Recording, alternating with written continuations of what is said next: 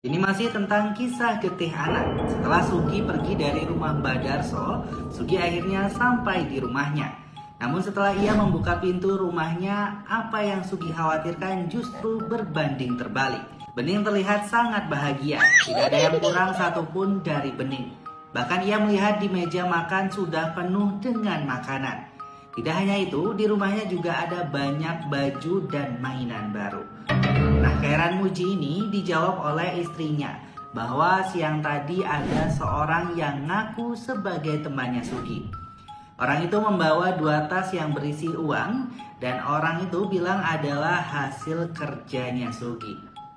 Karena merasa kasihan, Sugi memutuskan untuk menutupi perihal ritual itu kepada istrinya.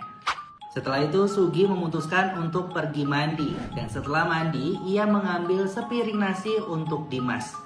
Dan saat hendak disuapi, Dimas ini justru merasa panik dan bersikeras untuk menolak suapan itu.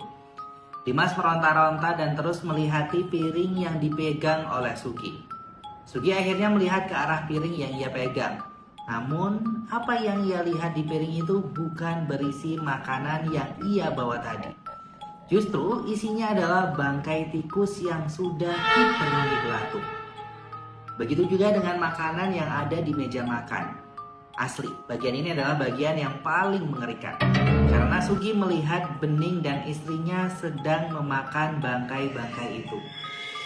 Sugi pun ingin berteriak, namun ia tidak bisa mengeluarkan suara itu. Hingga akhirnya istri Sugi memanggilnya dan dalam satu kali hentakan, pandangan Sugi sudah kembali ke sedia kala. Makanan yang ada di meja kembali menjadi makanan yang lezat dan enak seperti sebelumnya. Walau Warmo tunggu kisah selanjutnya di part 3.